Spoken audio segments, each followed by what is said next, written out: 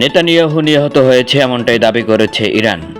ইসরায়েলের প্রধানমন্ত্রী Benjamin Netanyahu নিহত বা গুরুতর আহত হয়েছে এমন জল্পনাকে ঘিরে মধ্যপ্রাচ্যে নতুন উত্তেজনা দেখা দিয়েছে। ইরানের সংবাদ মাধ্যম তাসনিম নিউজ এজেন্সি গত সোমবার এই প্রতিবেদনে দাবি করে, তবে এর পক্ষে কোনো শক্ত প্রমাণ উপস্থাপন করা হয়নি। ইসরায়েলি কর্তৃপক্ষ বিষয়টিকে যুদ্ধকালীন অপপ্রচার বা ষড়যন্ত্র তথ্য বলে উড়িয়ে দিয়েছে। ইরানের প্রতিবেদনে বলা হয়, গত কয়েকদিন ধরে নেতানিয়াহুর কোনো নতুন ভিডিও বার্তা বা প্রকাশিত হয়নি। পাশাপাশি জেরুজালেম ও তার বাসভবনে নিরাপত্তা অস্বাভাবিকভাবে জোরদার করা হয়েছে।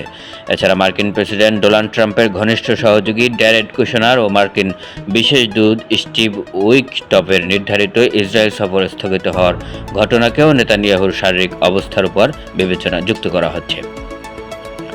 প্রতিবেদনটিতে সাবেক মার্কিন গোয়েন্দা কর্মকর্তা স্কট রিটারের একটি দাবিও উল্লেখ করা হয়েছে। রুশ গণমাধ্যমে প্রকাশিত তার বক্তব্যের বরাত দিয়ে বলা হয়, ইরান নেতানিয়াহুর গোপন অবস্থানে বোমা হামলা চালিয়েছে এবং এতে তার ভাই নিহত হয়েছে। তবে তাসনিম নিউজ স্বীকার করেছে, এই দাবির পক্ষে এখনও কোনো আনুষ্ঠানিক নিশ্চিতকরণ বা অস্বীকার পাওয়া যায়নি।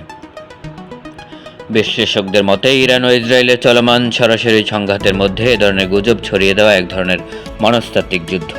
এদিকে ফ্রান্সের প্রেসিডেন্ট ইমানুয়েল ম্যাক্রোর সঙ্গে নেতানিয়াহুর ফোনালাপের একটি বিবৃতিও প্রকাশ করা হলেও সেখানে কথোপকথনের তারিখ উল্লেখ না থাকায় পরিস্থিতি নিয়ে ধোঁয়াশা আরও বেড়েছে।